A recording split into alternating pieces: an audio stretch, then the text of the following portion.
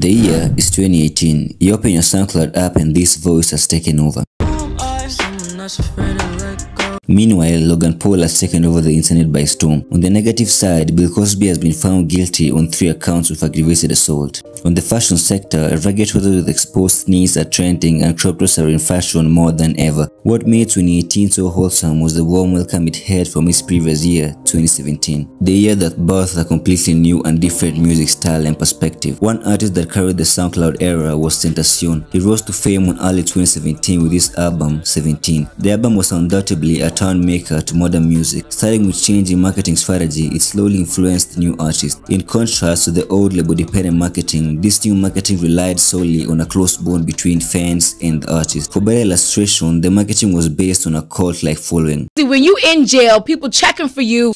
The cult following is like, yo, what's good? This was brought about by making music for a select few, and like most who made music for mass consumption, he made music that depicted depression and teens struggling. He claimed to make music for the broken. He's one of the few artists to use music as a way to channel emotions. 2018 was without doubt his most successful year, and sadly, he lost his life in a said robbery. From his 2018 album, the song Jolene Flows is what stood out the most. As he described it, he experienced pain while recording the song. However, in the end, he felt a sense of relief. The song's a dedication to a young lady named Jolene Flows, who was at a point close to Tentacion and had sadly lost her life to suicide. From the report, Flows committed suicide in the bathroom of Hampton. This happened in less than 24 hours after X told her she had to go back home, following a discovery of several thousands in cash missing from X's bag. X, however, didn't ask for permission from the deceased family, and so he had a couple lawsuits against him, which were later on withdrawn, of course. The album also had a couple hits other than Jolene Flows. Its lead single, Sad, Changes and Moonlight, drawing over 1 billion streams on Spotify. In just the few years he ran, he had already solidified his spot in the history of music. Another artist who had a similar effect on 2018 is hands down Juice WRLD. His fanbase is up to date, one of the most loyal. Like X, he didn't rely more on hardcore rap, instead he preferred catchy melodies, a preference that skyrocketed his success album after album. His 2018 album, Goodbye and Good Riddance, is what brought him to the spotlight, with power singles like August Are the Same, Lucid Dreams and Lean With Me. Being different to what people were used to, it drew a successful core fanbase that would stick to him throughout the year. That was, however, not all that drove his rose. There was a constant improvement in all of his albums. After Good Riddance, his follow-up Death Race for Love proved this, and later on his latest album Legends Never Die solidified his spot. 2018 was also the best year for hardcore rap, 21 Savage being on the forefront. After his 2017 album Issa album, he peaked to a mass-reaching position with songs like Bank Account going platinum and getting multiple remixes. His 2018 album I Am Greater Than I Was birthed a power single A Lot. A Lot got a feature from J. Cole, who has attained a huge following from all his work over the decades. Just like that, he and J. Cole won their first Grammy Award. This was only the beginning for 21 Savage. While he undoubtedly has some of the quickest come-ups, I pretty much say he's worked for it. From gang-related activities to a successful rapper in just 3 years is really rare. His come-up story, being intriguing as it is, it got him some attention in the music industry. 21 Savage was shot while in the car with his best friend Johnny B on his birthday. Johnny B wasn't lucky enough to survive, but 21 Savage did. He was shot in his collarbone, arm, hand, finger and neck, but was fortunate enough to survive.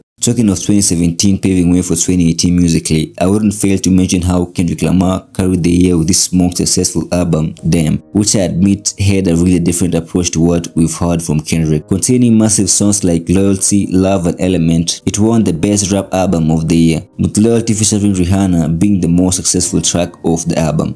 What made 2018 so legendary was also the new voice that emerged. Though it was met by numerous critics, I'd say it stuck around till date.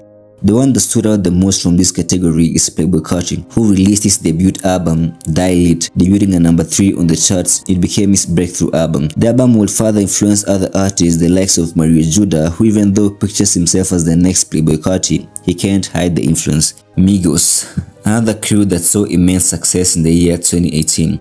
Culture 2 is the album the crew dropped on 2018 with singles like Motorsport, Stuff Right, Walk It Chalk It and Narcos, which also brought a new sound to rap.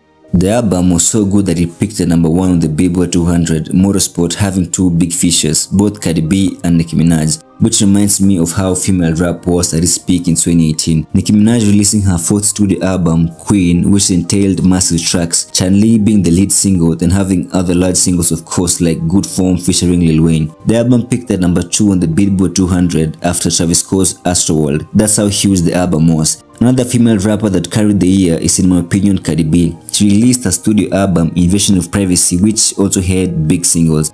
The most famous singles of the album being Bodak Yellow and I Like It. The most influential album of 2018 is hands down Travis Scott's Astroworld. The album widely incorporated elements of trap and psychedelic music. Astroworld was supported by 4 singles: Butterfly Effect, Sicko Mode, Yosemite, and Wake Up, all of which were successful. Sicko Mode being the most famous track of the album, featuring Drake. The success of the album is depicted in the number of fans it drew for Travis Scott. Not only did it solidify his spot, but also made a huge anticipation for his latest album, Utopia, which admittedly was a huge success. With all these artists dropping massive projects with new approach and styles within the same year, it remains the most legendary year for rap.